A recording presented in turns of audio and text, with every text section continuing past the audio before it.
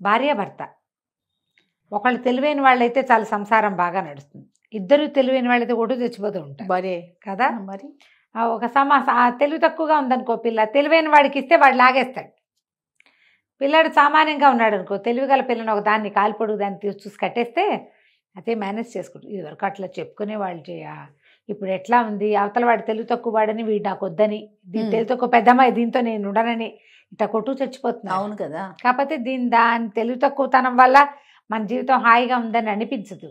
ఏదో సందర్భంలో ఆ అమ్మాయి తెలివి తక్కువ ప్రూవ్ అయిపోయింది అనుకో, లేదా వాడి తెలివి తక్కువ అబ్బాయి తెలివి తక్కువ ప్రూవ్ అయిందనుకో, ఫ్రెండ్స్లో అవమానంగా ఉందని అలాంటి భావాలతో బాధపడుతున్నారు. ఇప్పుడు ఎంతసేపు జనాల్ని ప్లీజ్ చేయటం పట్లే ఉంటున్నారు.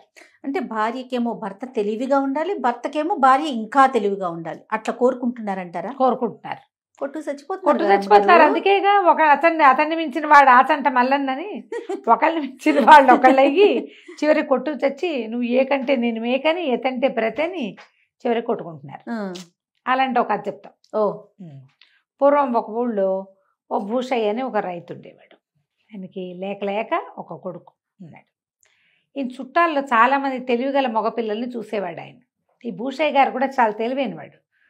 ఆయనకి ఏమనిపించేది, పిల్లాన్ని తెలివిగా పెంచాలి. ఎట్లా పెంచుతాం, వాడికి ఉండాలి కొంత, అంతేగాని ఆయన ఇలా భావించేవాడు. పిల్లాన్ని అల్లారు ముద్దగా ఎంతో చక్కగా బుద్ధిమంతుడిగా పెంచారు. బుద్ధి అయితే ఉంది కానీ రోజు రోజులు గడుస్తూ ఉన్న కొద్దికి పిల్లాడంత తెలివిగా లేడు వీడు అని ఆయనకి తెలియటం మొదలుపెట్టింది.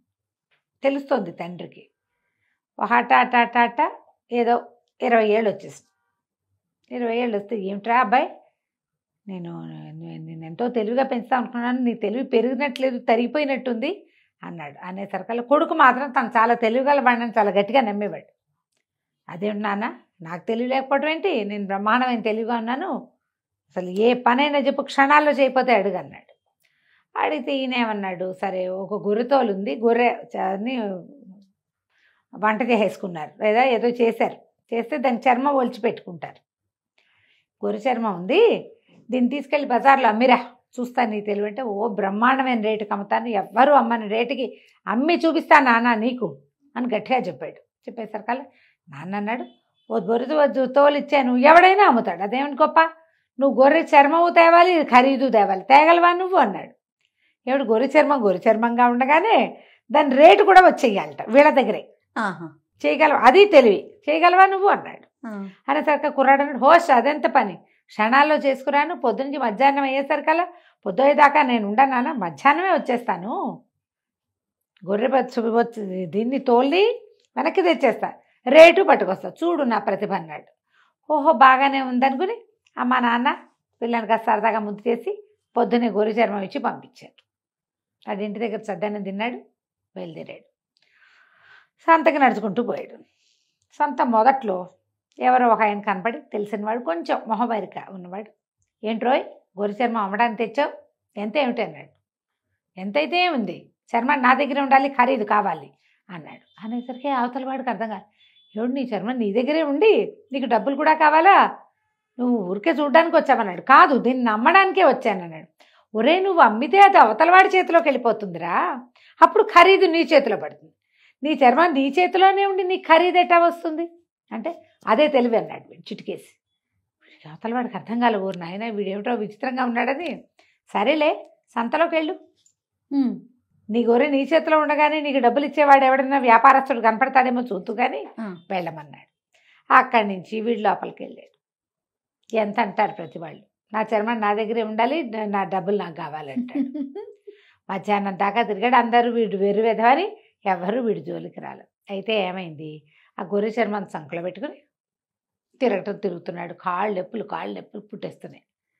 సరే ఒక విప్ర వినోది ఒక ఆయన ఇది చేస్తున్నాడు, ఇంద్రజాలం చేస్తున్నాడు. విప్ర వినోదులు అనేది ఒక జాతి, విప్ర వినోదులు అంటారు వీళ్ళని, ఇంద్రజాలం గారడి వాళ్ళు.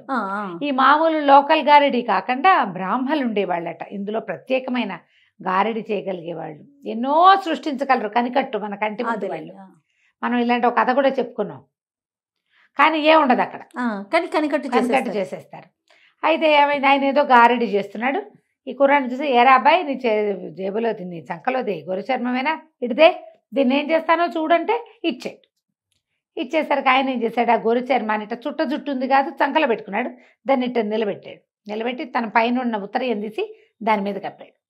హ్రీం హోం ఫట్ అన్నాడు. అయింది. ఆ ఉత్తరీయం తీశాడు. తీయగానే అంత మామిడి చెట్టు వచ్చింది. అక్కడ దానికి ఒక కాయ కూడా ఉంది. గొర్రె చర్మం పోయింది. జనాలంతా చప్పట్లు కొట్టారు. తల ఒక పావలా ఇచ్చారు. కొంతమంది దండం పెట్టారు. కుర్రాడు కూడా సరదాగా వచ్చింది. అబ్బా భలే చేశాడు, ఇంచక్క మామిడి చెట్టు అయిపోయింది, దానికి కాయ కూడా ఉంది, బుజ్జికాయ అని సంతోషించాడు. అందరూ వెళ్ళిపోయారు. వీడు ఒకడు నుంచున్నాడు అక్కడ. ఎవరు లేరు.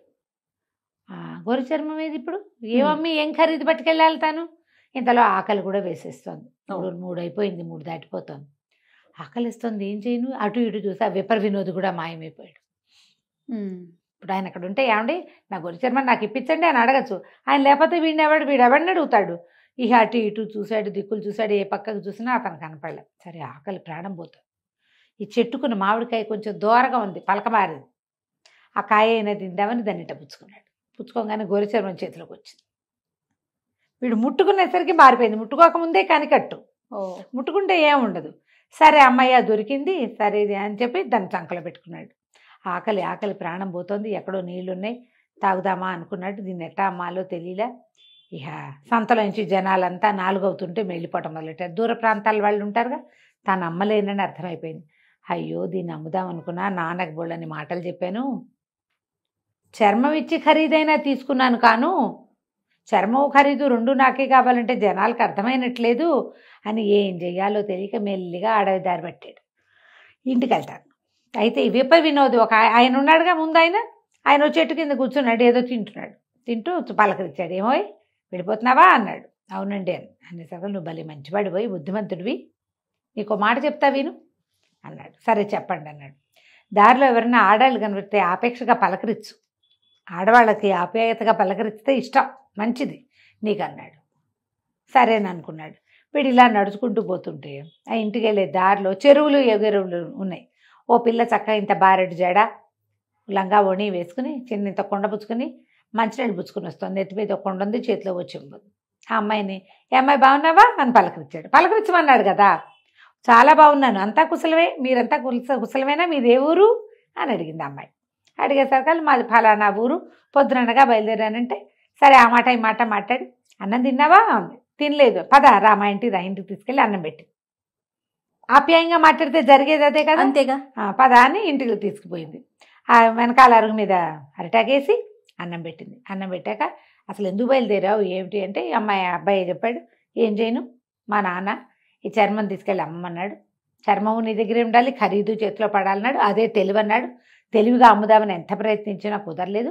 మధ్యలో విపర్ వినోద్ ఒకడు దొగలేడు, ఆయనేమో మామిడి చెట్టుగా మార్చాడు అని కథ అంతా చెప్పాడు. ఆ అమ్మాయి ఏం చేసింది, ఏదో తిడితే అని వీడు అన్నం తింటుంటే పక్కన పెట్టిన దాన్ని చేతికి అందించాడు. దాన్ని మొత్తం చూసింది.